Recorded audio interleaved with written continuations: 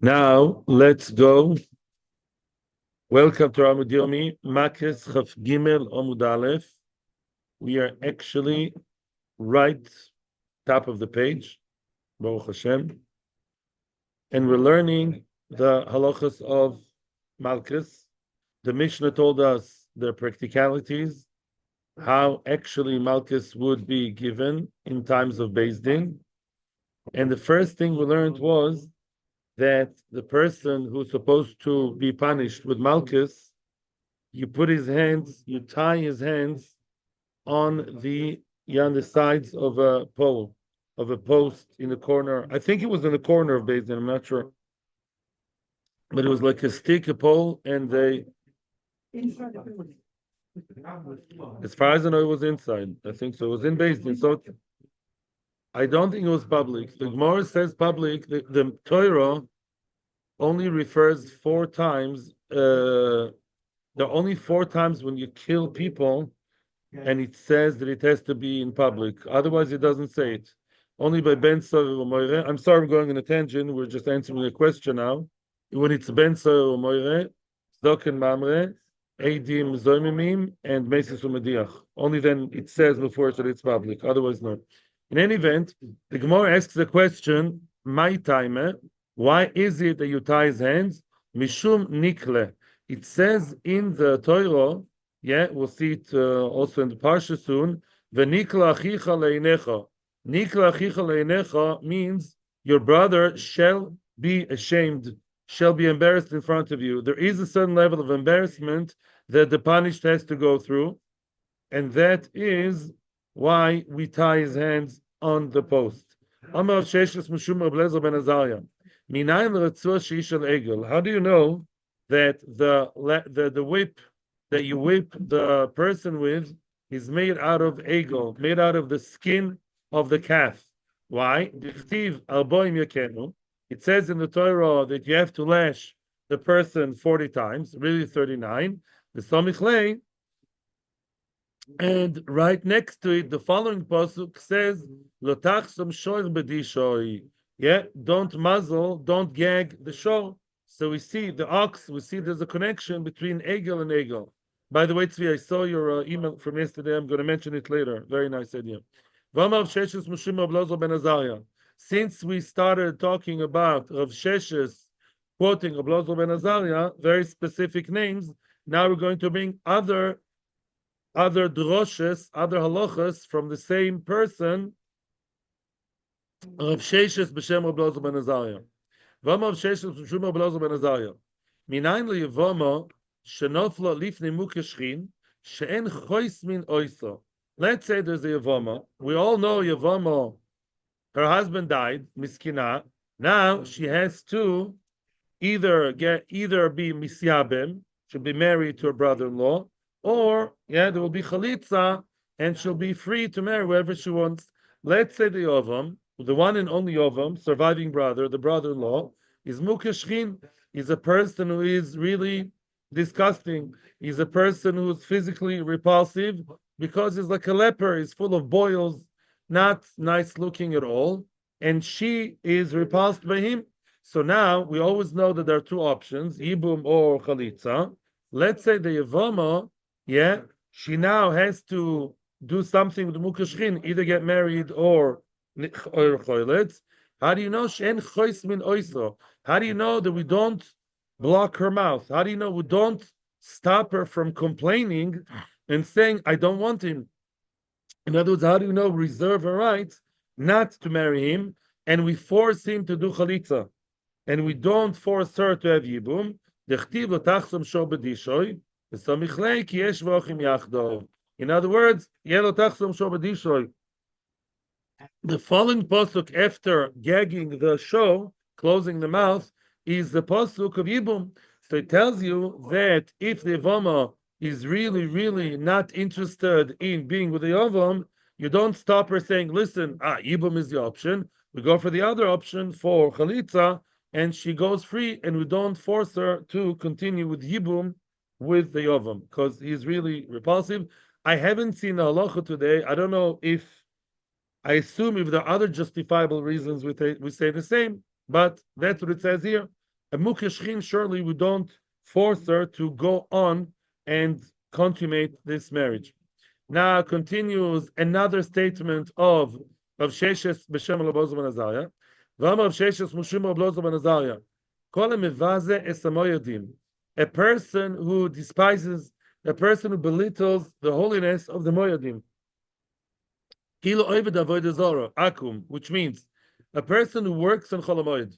We're talking about Chol HaMoed, and how do you know that if the person works in Chol HaMoed instead of sitting and learning, instead of enjoying his time with his family, he works in Chol HaMoed. He opens his store, and it's not Dovar Ovid v'chule v'chule. He works in Chol HaMoed against halacha. Yeah, he does malacha in Chol HaMoed, and he's considered as if he worships Avodah Zarah. How do you know? Dichtiv Elohei Masecha lo ta'aseh lecha. It says in Parshas Kisisa, don't make yourself Elohim acherim, don't create yourself false gods. And then right next to it, it says you have to keep, you have to guard, and basically celebrate Pesach. Why is that so? What's the connection? I think the connection is a person who works when he's not supposed to be working. What does it mean? He relies on his work, on his source of parnasa, more than relying on Hashem. Hashem told you, listen, baby, you can stop working during those, let's say, 4 or 5 days, and all will be well. You're going to get parnasa. Because when you keep Shabbos and Yomim Tovim and Chol HaMoed, Hashem will provide for you. He doesn't believe in that, apparently. Maybe he says he does, but he doesn't, because he opens his store. Yeah, he does the business. He keeps, whatever, giving haircuts, whatever that is. So we say, you're like an Avodah Zarah. You rely on other forces that are not HaKadosh Baruch Hu. Even your own Maisim are like Avodah Zarah. Eloi Masecha. You created your own idol called work. And that is not a good thing. That is a very, very bad thing. A person who says Lashon Hara, who speaks evil of other people. Mekabel Lashon Hara means a person who believes Lashon Hara that was said to him. Not that he just heard about the Lashon Hara, he accepted Lashon Hara. He accepts it as a fact. Some people are so skeptical about everything, but when they hear that so and so sins, they say, "Oh, really? Oh," they accept it straight away, as if the person who said it to them is Moshe Rabbeinu. A person, even worse, is testifying false testimony based in lying about someone. His punishment is he should be thrown to the dogs. What does it mean? The Miri says he should be thrown to the dogs after he dies. I don't know if that's a lochal ma'isa. I don't think so, but that's a concept. And I think the Chidah, one of the Sfardim Meforshim, says that he will be misgalgel bekelev. He will get the gilgul of a dog. You see a dog running around and he looks like, has interesting habits, like a used to be human being. There are stories like that. So the dog that has an neshama reincarnated in him is probably a Baal Lashon Hara. That's a punishment. How do we know? What's the connection? I said that before. I also said that. Dichtiv, because it says in the pasuk, "Lakelev tashlichun oisoi." Yeah, it says about nevela. You throw the nevela, the non-kosher meat, to the dog. The somichlei, right next to it, says, "Lotisa shema shav." Lotisa shema shav. Do not give false testimony. V'kori beinami loy tasi. And loitisa is also loitasi. What does it mean, loitasi? Don't cause the other person to say Lashon Hara. I don't know why this extra sentence is here, and some versions don't have it, but I think I know why. I'll tell you why. When you listen, we spoke here about 3 people. The one who gives the Lashon Hara, the one who accepts and goes, "Oh, really? Wow." If you wouldn't be such a sympathetic listener, you wouldn't have said, "Oh, really? He did that?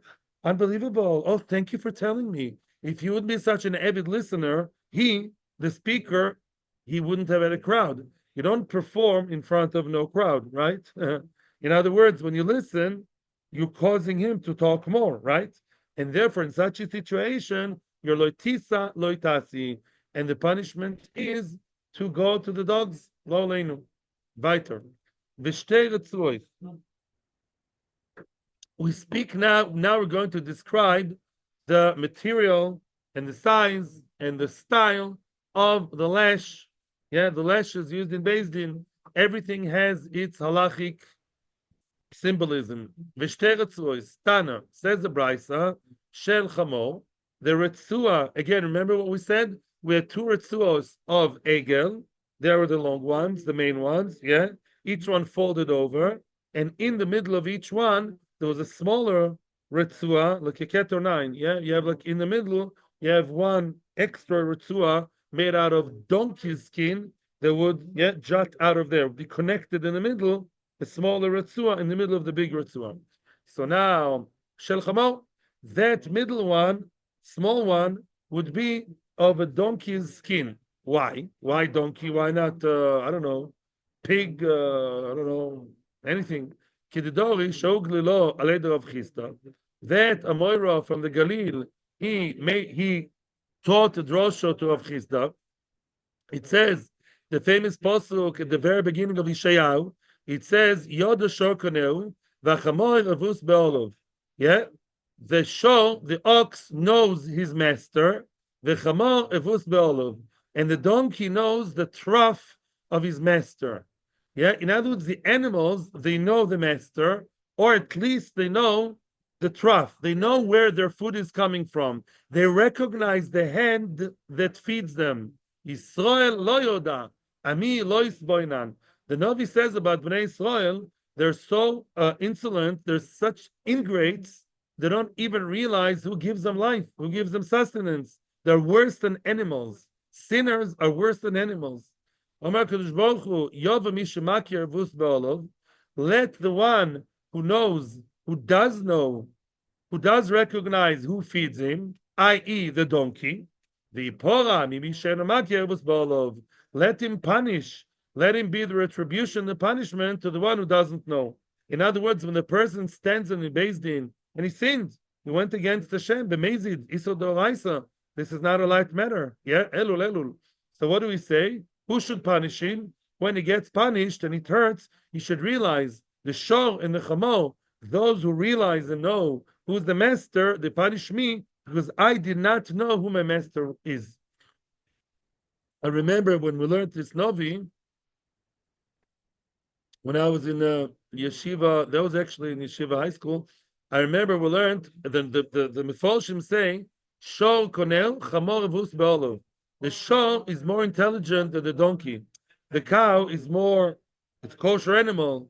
Some are more spiritual, higher, in a higher sphere. So the shor knows the master. The chamor, what's chamor? Chomer. What's chomer? Material. Chamor is a very, like stubborn, very low, a very materialistic kind of animal. And the chamor doesn't know the master, but evus be'olov, at least he knows the trough. Yeah. He doesn't know the master himself. He doesn't have that personal connection like dogs, but at least he has a connection. He knows who feeds me. That's what he knows. But human beings don't even know that.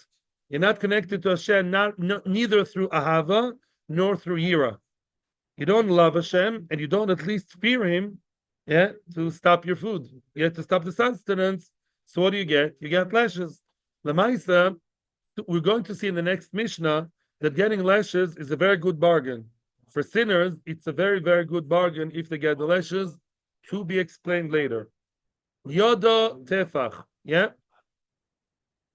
We said in the Mishnah that the size of the retzua, the size of the strap, the lash, the whip, was long enough to get to the stomach of the defendant, of the blamed or the accused. It has, why you go from the side and you get to the side of the stomach.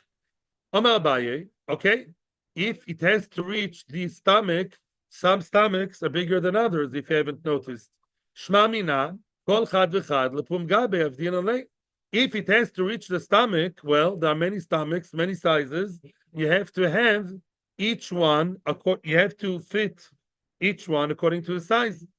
Each defendant, you have to somehow make it that each person has his own size of a whip, Omer Rove says Rove, well, I don't think that's true. Im ken, if so, nafish lo retzuas tuva.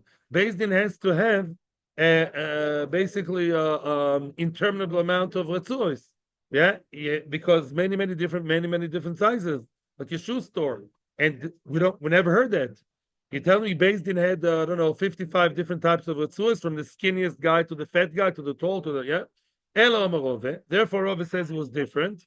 Avkisa Islay, if there was some kind of loop, there was really one size fit all, and there was like a loop, like a knot that was there by the handle or so. Kibai miktabe, kibai merapeba. When he wanted to, he would tie, he would make it tighter, and when he wanted to, if the guy was bigger, he would loosen it, making it bigger. Yeah, basically, it was flexible. Yeah, and he was modular and would play with a loop back and forth until it got to the right size.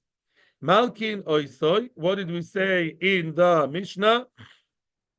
What was the number of Malkis? I know it was 39. How are they divided? One on the chest and two on the back. Yeah? Minani mili, how do we know that? Amav kana domer kro, the pilo shoifet, when the Potok describes the Malkis, it says, the shofet makes him lean forwards. The ikar lefonov kedei rishosre b'mispar. Lefonov sounds what? The front. You give him ow. You give him a hit, a smack, a lash on the front, yeah.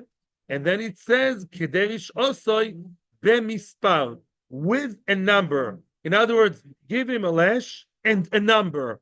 Rishachas melefonov.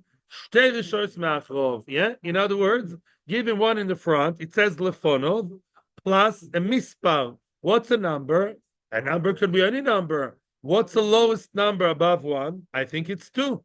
And if it says one in front, it infers that the x in the formula, the variable, is in the back. What's the opposite of front? Back. Yeah. And if it says one here and mispar over there, and mispar, the minimal mispar is shtaim. Yeah, that's the minimal number above one. So one in the front and two in the back. Very good. Now, I didn't know. I'm saying this. I have to think. There's a sefer called Chavrusa, written by one of the Achronim nowadays. He explains it. Mispar means the minimal number that cut. Yeah, mispar. The lowest mispar we have is two. We don't work with higher numbers. En lebor lechidushoy miut rabim shnaim. En malkin oisoy. Okay, so we said that the Ritzua has to be, I'm not sure exactly how, doubled over, folded. Yeah, there were two Ritzuas, the one made out of the calf skin, and they were folded this way, that way. They were thicker. Yeah, they were thicker, folded somehow. Yeah, to have like a 2-ply kind of lash, of a whip. How do you know that the Ritzua has to be folded, doubled over? Shenema ve'epiloi, and I saw one of the girsas in the side. They say, listen to this, ve'epiloi, we darshan ve'hechpiloi. What's lehachpil or lichpol? To double, right? Or to double lekapel, yeah? Excuse me. Ve'epiloi is not an extra word in the Torah to teach me about the lashes. The poshup pshat of ve'epiloi means what? That you make him fall, not fall, but lean. No. So how do you know about your doubling business? Maybe it just means to make him inclined. So the Gemara, no. If all you want to tell me is that he should be inclined forward, you can write yatehu. What's lehatot? Yeah, to incline, to lean, leaning, inclining, noita, inclinations, netiot. Maya piloi shma minatarti. The reason why we choose the lotion hepiloi instead of yatehu. The Torah wants to tell me there is a hint over here. Hepiloi, you make him fall halfway, like, as he's about to fall. Why using that lotion? You could say yatehu, because we want to learn two things from one word. Hepiloi, hechpiloi. Yeah, the hepiloi means to double the retzua. The retzua, the whip, should be doubled over. By the way, we had a very similar idea recently, where by Ma'aser Sheni, right? Remember, why did the Torah say about Ma'aser Sheni latuchal seisoi? Why not? Lo tuchal le'oichloi. Lo tuchal seisoi means two things about Ma'aser Sheni. I'm just doing some chazar about a few days ago. It's telling you if you can't carry the Ma'aser Sheni, you do chilul, or if you can't eat it because it's tomeh, even in Yerushalayim, and loses also means to eat. Yeah, sometimes the Torah uses dafka specific verb that can actually contain, can have two different meanings. Yes? Weiter. Weiter. What? Make beyodoi. Okay? Make beyodoi. So the person who has to give the lashes, who is that? The Chazan Knesses, the Chazan, the person in charge, who is the whipper. What does he do? He hits him with one hand. Yeah, he lifts it with Magbia Yodoi, and then he hits him with one hand.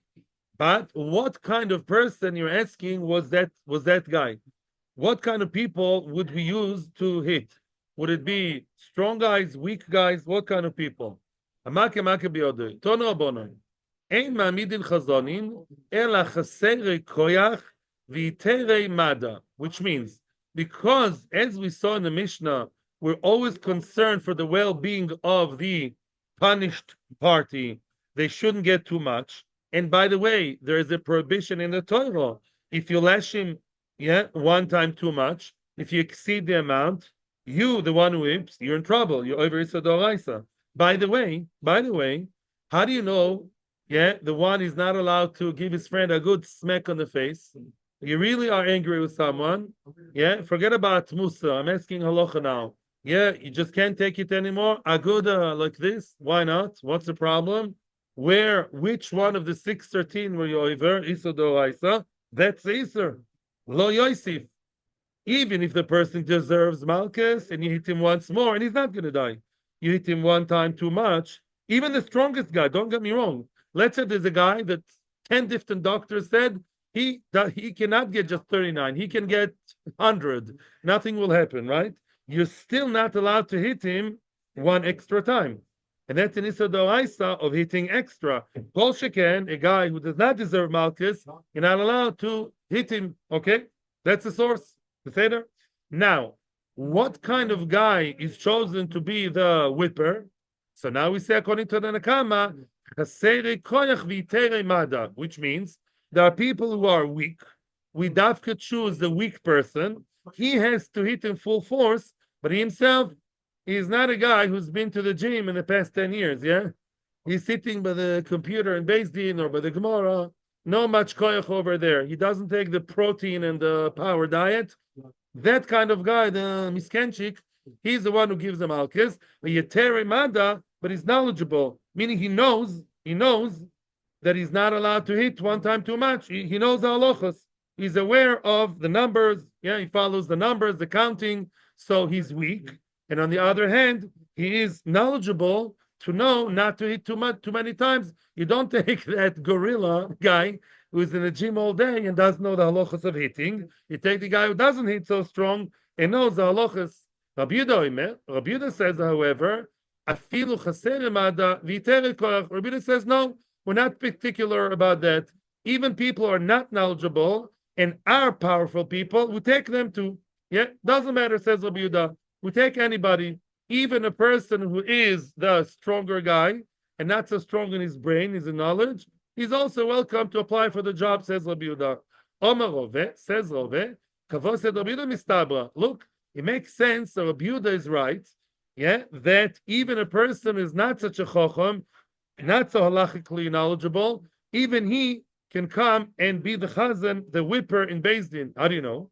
Dichtiv lo Yosef, Ben Yosef, that's what I told you. It says, Lo Yosef, Ben Yosef Akoisoi. In other words, we actually warn the man we warn that guy who's not knowledgeable, we teach them the halacha. We based in, we tell him, hey, Ben Yosef, mister, you apply for the job, we're telling you, beware. We are mashgiach on him. We make sure supervising him and warn him not to hit one time too much, otherwise he'd be in trouble. Right? If you say that the people who apply to the job can be nincompoops, they don't know the halacha, they don't know what's going on, that's why you have to warn them. Very good. But if you tell me like Rabbanon, like the Nekama, that there are knowledgeable people, why do you have to warn them? Right? You have to remind your fellow friend, the Talmud Chacham, to make a bracha. I don't know. You have to warn the guy, don't eat chazir. He knows it already. So it makes sense, Dafka, to say, if there's a system that warns the whipper, mashma, that he's not always such a knowledgeable choshev guy. How did Rabbanon explain that? The Rabbanon. How would the Nekama reply to that claim? Answers the Gemara, En mizazin elon mizares. That's a famous line, right? En mizazin elon mizarazin. En mizazin elon mizarazin, which means you only warn those who, how do you say it? You only encourage, warn, you always inform those are already informed, which means a person is informed. He generally is knowledgeable, but he cares more. The person who knows halacha and cares about it, you tell him, don't do that, he would listen to you. That's Chachamim's idea.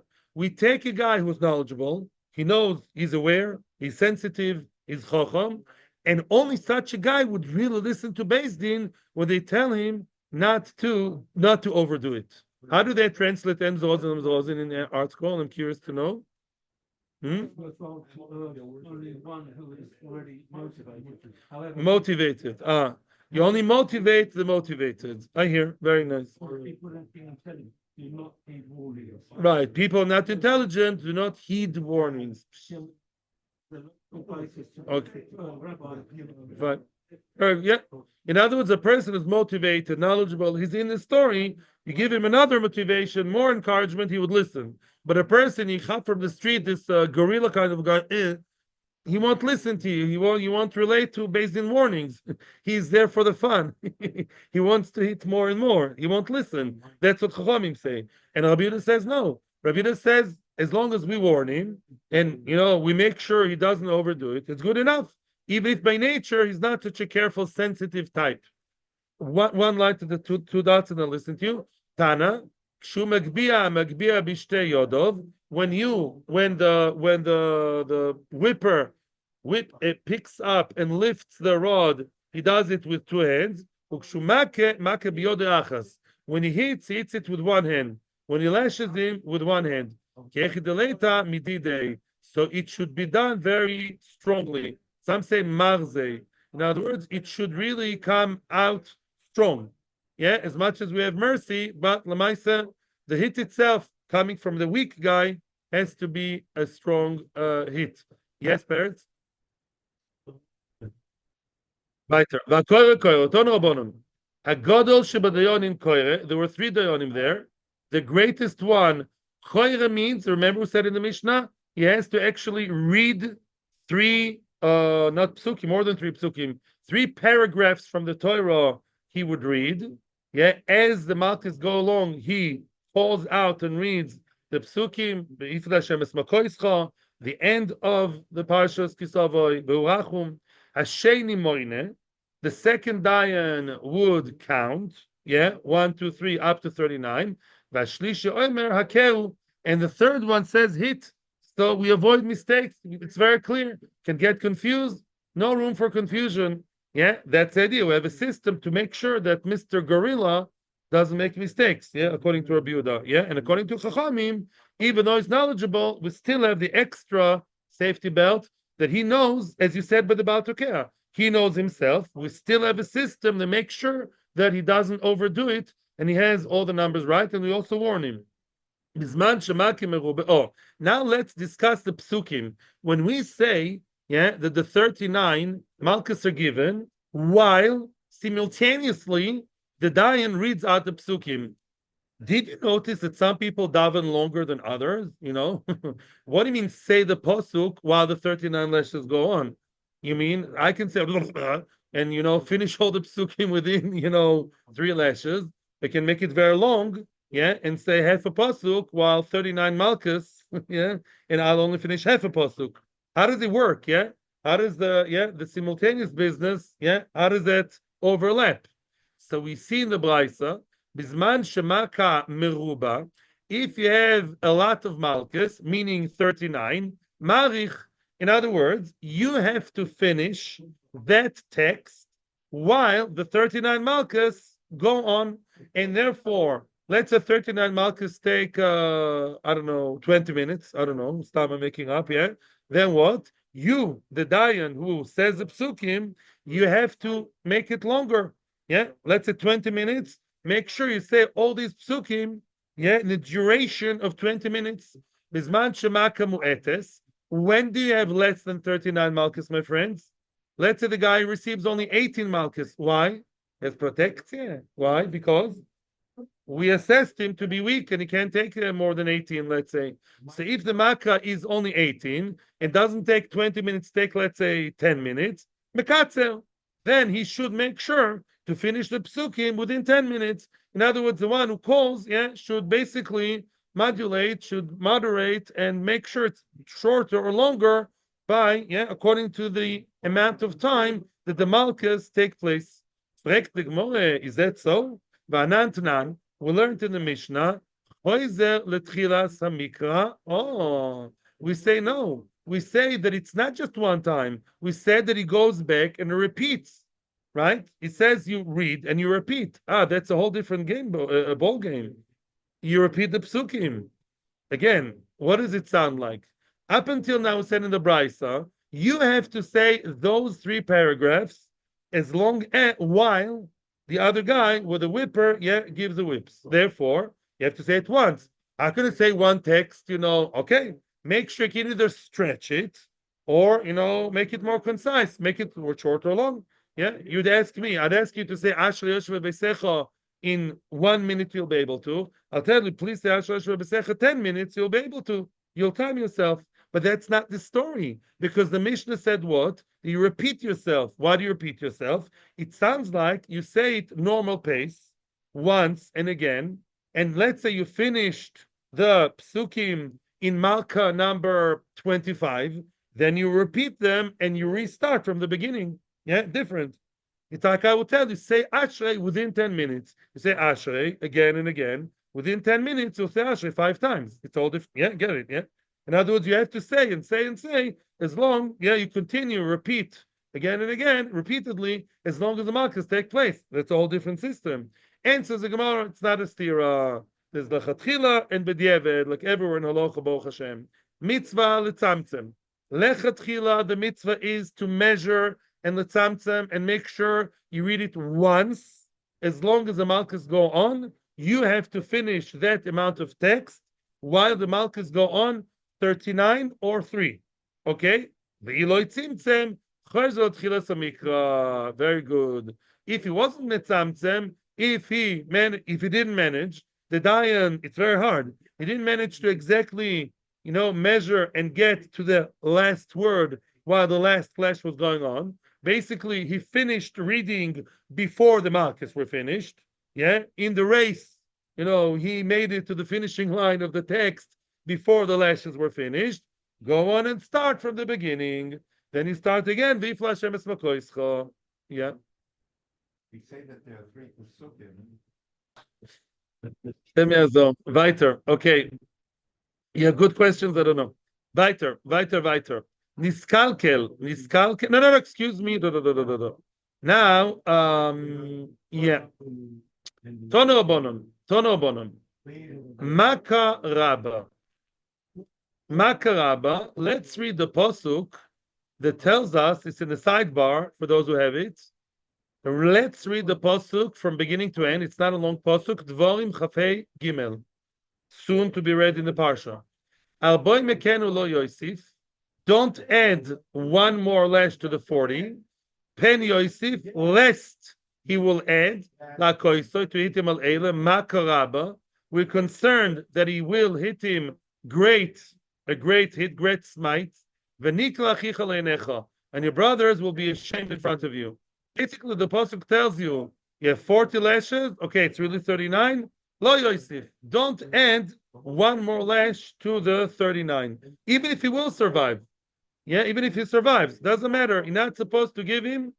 It's also the oraisa. It's chiyuv malchus as of itself. You're not supposed to hit him once more. Okay. Now says the Gemara. Let me ask you a question. Let's say the guy was estimated, yeah, for 18. We always choose 18 because 18 is the closest to half of 40, of 39. That's what the Mishnah says, 18. Yeah, not me. 18, and let's say gave him 19, and he didn't die. The assessment was merciful, yeah? I'll tell you even better. He was assessed for how many? 20. You can't give 20 because 20 is not a multiple of 3. My wife told me, right, it's multiple. Yeah, it told me in English, multiple, right? My English guru, which is my wife, agreed with you. So it's okay. Multiple of 20, right? So I'm asking you. The guy was assessed to be able to tolerate 20 malchus. How many malchus does he get? What? Oh, no. 18. We lower it. We always lower it. We always go to the next lower number, yeah? The next lower number, which is a multiple of 3. Because we were so nice and merciful. We always round it down. That's the word, right. We round it off downwards. Yeah, exactly. Okay? So now Mr. Whipper, he wants to have fun. And the Dayanim say 18, 18, and he gives 19. He's not going to die, the guy, and I want to give him 19. Yeah, because I feel like. So now, well, the Torah doesn't say anything about it. The Torah said by 40, by 39, to give the number 40, that would be exceeding. How do you know that if he gave 19 instead of 18, how do you know that the Isser applies as well? Don't tell me it's not nice, it's not humane. How do you know it's Osir from the Torah? That's a question. What? But Pen Yosef is written about 40. I don't know if there's Pen Yosef. It's not so simple because the Torah says 40. Maybe you're not supposed to exceed 39. But I'm not saying, what I'm saying is not true. Just as Aber Sa'oizen, like I'm not supposed to have 4 things, 5 tzitzis. Yeah, that's the idea. It's Moisif on the 39, which is the Torah's measurement. But 18, 19 is something individual. It's not the Torah's number, it's his individual number. So maybe if you give 1 extra, nothing happened. It wasn't over, so at least accept it as a question. You're right. But let's get there. Says the Gemara, Makaraba. Makaraba, Makamuetis minayin, which means Makaraba means the maximum number of 39. Don't add to the Makaraba. How do you know that Makamuetes, meaning anything less than 39, let's say 18, how do we know that adding to 18 or adding to any other number of 3, yeah, whichever one, how do you know Makamu Etes also, if you give an extra one, it's a Isel? Talmud Loimer, as you said very nicely, Lo Yosef, don't add. Very good. The Isser Bal Toisif is an Isser of itself. Lo Yosef, don't add anything to, and it says, go and add the words, Lo Yosef al Eile. Oh, what's Lo Yosef al Eile? Al Eile, whichever amount of Makkos is here, don't add to them. What's them? However many Makkos there are. That's it. So now we have a question. So why is the Torah telling me Makaraba? Any Makkah. Makaraba means the maximum number. So why is the Torah misleading me? Why is the Torah says don't add on top of, don't exceed the Makaraba, the maximum Makkah. So I mistakenly think, yeah, you mean 18, you mean only 39, but 18 I can add 19, right?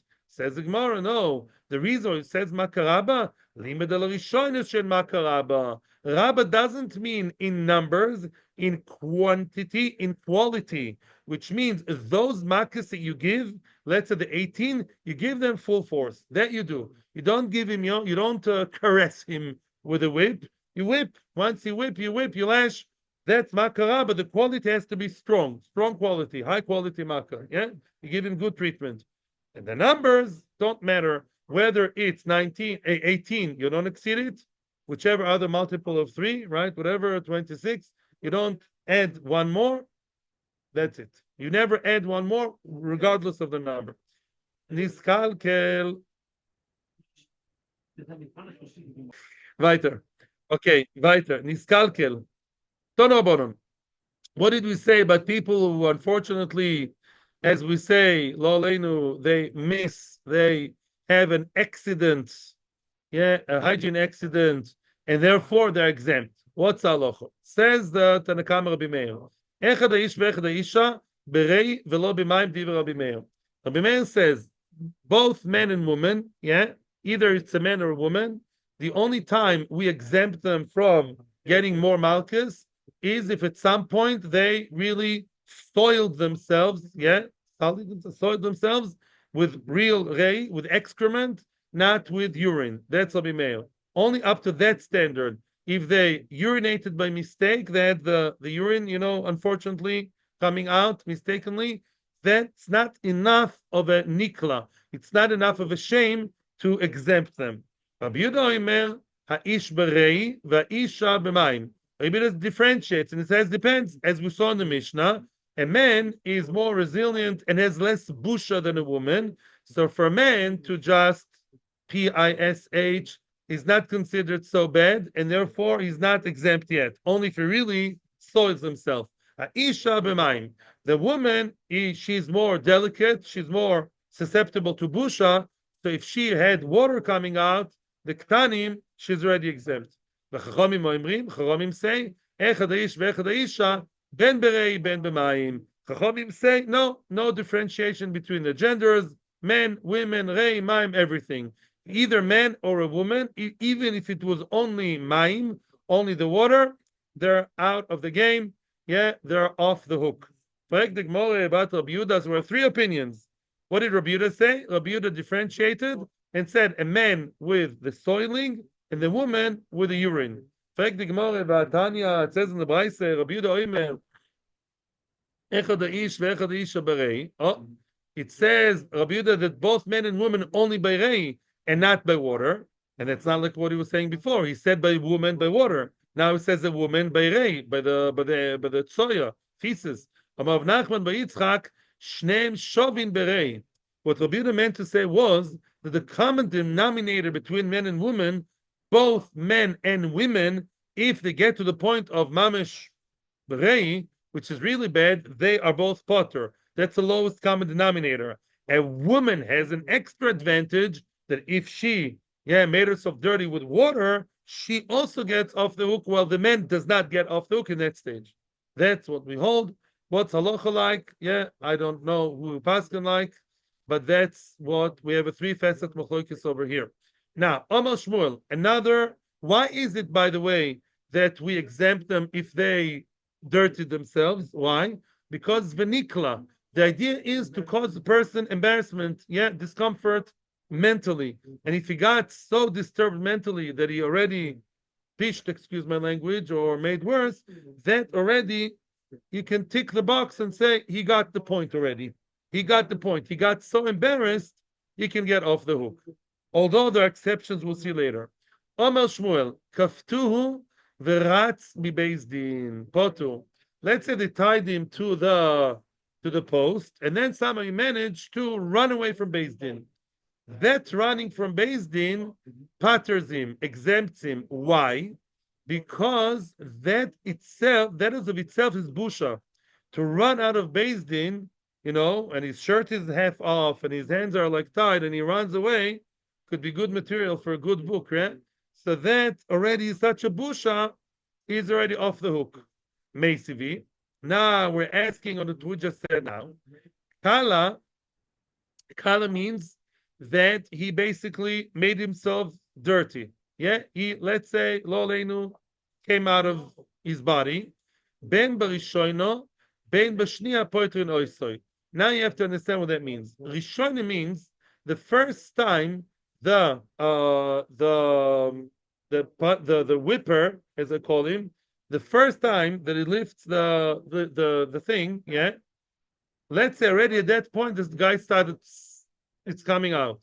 We realize he's so scared of, after that motion of lifting, the sound of the whip, dramatic, the sound of the whip scares him so much, that he's already, okay, we pater you, you're exempt. Okay, you're exempt. Now, ben bashnia, let alone the second time. What's the second time? After the first hit. The second time you pick up the whip, meaning he was hit once. If he was hit once and then he's also potter, let alone other times, of course, right? Now, however, nifsika retzua, let's say the guy's lucky. And the retzua, you asked about the guy, what about the whip itself? The whip itself somehow broke. He davened to Hashem and the whip broke, the whip tore. Bashnia poitrenoisoi, barishoina and poitrenoisoi, which means, let's say the whip broke, the whip tore before the first hit. He's not potter. You're lucky. You didn't get shamed. You're sitting there grinning away. I don't care about the Malchus. Yeah, you're not ashamed, or you're sitting there davening. Maybe nothing happened. You didn't dirt yourself. Nothing happened to you, and it broke. By chance, by Ashgocha. You're not lucky. We're going to get a new one or fix this one and give you 39. However, if you hit once and then it broke, then we give him then we say, oh, Hashem loves him. I'd say Balbatishli. And what? One time you were hit, you're yaitze. As long as it was one lash out of 39, and then Hashgocha had it that the whip tore, then you're exempt. Okay. Amai, why do we work that way? Lehevi keratz. Why can't we say that it's like the guy who's running? The guy who ran, what did we say? He managed to run even before the first time. He was kaftu, he was tied, he managed somehow, superhuman forces, he managed to run out, right? We say it's potu, even though he had zero. So we look at the whole situation even before getting any lashes as busha, and we say he's potter. And so what's the difference between this and the whip tearing? When the whip tore, what did we say? If he tore before at stage 0, before anything happened, we said, no, sit over here, we'll give you 39. And if nothing yet happened, we're in stage 0, and he ran away, then we exempt him. What's the difference? Answers the Gemara, I'll tell you the difference. You know why? Because there he ran, here he didn't run, which means, as I told you the answer, Rabbi Isai, the running is already busha. In other words, to be in Beis Din and be in that scary situation of your hands tied, plus you run away, you run in the street, you think people are not going to turn their heads when they see a guy with, whatever, strings over here, half naked, running in the street, and they realize he ran from Beis Din. I don't think that would actually, he shouldn't put in his children's shidduchim resume, right? I don't think, right? It's not going to be on his CV and then when he's looking for work next time, right? Applying for a job. It's busha. Mashenkin, the guy who was there and the thing tore, that's it. He didn't run away. He tore after 0 times. Then there's no extra busha, no pishing, no running. Stam. You're sitting there, and the Malchus never started. Hey, if the Malchus never started, then, let the show begin and let the show go on, and you get 39. We said that once he was hit once, and he tore, that's a special kula, because we're merachim, we say, one time you got it, you got one smack, then even if you didn't get 39, we're merachim. That's an extra dispensation. Torah bonon. Amdu lek sheyilke. And now I want to see the version here on the side. There's a letter base, you see. Amdu l'kshilke yikle poitrin, which means, let's say they assessed him and they realized this kind of guy, that if he gets hit, if he gets lashed, then he will be kal. Kal means he will be ashamed, he'll be embarrassed with his, bodily movements, his bowel movement not working right. Poitrin oisoi. Very good. Poitrin oisoi. Then we exempt him. Why? We know that once he'll get Malchus, he'll be miskalkel berei, he will sully himself. Then we say, okay, exempt him. We know he's going to start, right after the first time or any point, the patrim. But l'kshietzi beizin kolo malkin oisoi. Let's say they said, listen, with the doctor, the psychologist, whoever is there, the Chacham says, this guy, if you gave him 39 Malchus, at the end of 39, he'll be so besides himself, so shamed, so out of it, he'll then have an accident. Then we say no. Then we say that you give him the 39. You give him the 39. Yeah? Because afterwards, He is able to withstand 39 without any accidents. What's going to happen later? That second chapter. Not only that, let's say he made the toilet, yeah, mistakenly before anything ever started. Then you give him the malchus. Shenemar veikal venikla veloy shaloko kvar bebeis din. Which means the idea is that you hit him and then nikla veloy nikla kvar bebeis din. Which means we know that if you let's summarize. If he was hit once, even, and then there were malchus, and the malchus put him to so much shame, yeah, whatever Joe Blow would get, excuse upon Joe Blow, yeah, would get after 39 blows, the busha, this guy so sensitive, so misken, so insecure, so this, that by one blow, he got the effect of 39, because he P-I-S-H-E-D after once, right? But if the guy is so sensitive that before the malchus he has the accident, no, because it's not related really to the malchus. It's not normal. No, it could be because of that. No. True. But because no whipping happened whatsoever, we don't yet pater him. Yeah, the fear of the hitting alone without any hitting is not enough of a reason. Elamai, there is a gray area, which is not so gray, which we said already. Let's say once the whip was lifted, lifting the whip is also halachically recognized as something real. And if the whip was lifted with a noise, with a thing, yeah, I'm not going to demonstrate again. I don't break my phone, yeah. But now you lift it, and then we say that it's potter, because the listening and the hearing and the lifting, that's already one step into the whipping process, into the whipping stage, and therefore that happy moment, if he then soiled himself or PISHD, then enochinami, then we say that it's potter. Yeah, okay. Zog the Mishnah. Good. Let's start just one line from the Mishnah. Kol chayav v'krisus shaloku nifter de krisusam. I told you that's a whopping bargain of the year, better than any sales in any store. A person who's getting malchus, sometimes is chayv chorus, sometimes not, right? A guy who eats chazir, you give him malchus. Chazir is chorus? Yes? No. A guy ate chaylev, he ate chaylev and blood, sausage of chaylev and dam. What's the punishment? Chorus, but also malchus. So listen to this, rabbis. Yeah, Ellen, you're asking if they gave malchus. Here's your answer. The guy ate blood sausage. He went to Germany and had blood sausage or chaylev sausage, and he ate it bemazid with a saw. He's chayv chorus and malchus. We're basel and malchus. Now that he got malchus, he gets off duke and he wants to have chorus. Whoa, you hear that? That's a great bargain. You know what's chorus? The entire eternity is going to be in a dark room. Shkoich. Much better to get 39 malchus in this world and not get chorus. In Olam Haba, says the Mishnah, Kol chai b'kisus shaloku. Those, not all malchus are chorus. Those within the malchus that happen to be chorus, yeah, okay, nifteru yedei krisosom. They're now exempt. They were yoitze the chorus. Shenemar v'nikla achicha leinecho.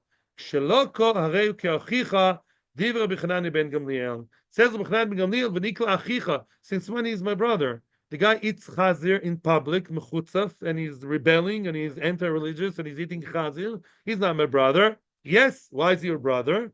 Because since he was loike, he's not your brother. Once he gets malchus, he gets back to his old status of non-rosho. He's a good regular tzaddik u'beid. No chorus involved, yeah?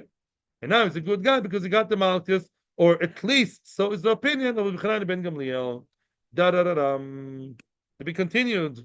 Tomorrow is Wednesday. Then there's Thursday. Eretz Hashem, the next 2 days we're going to finish everything almost, and then a little bit will be left for the Siyum on Sunday. See you all on Sunday. Sunday when? 6 o'clock in the afternoon. I'll have to leave Yeshiva a bit early. Thank you, Atzlacha Bracha. Thank you to Torah Anytime for their amazing services, and everybody watches us there and listens, and to YouTube followers. Thank you so much. Atzlacha.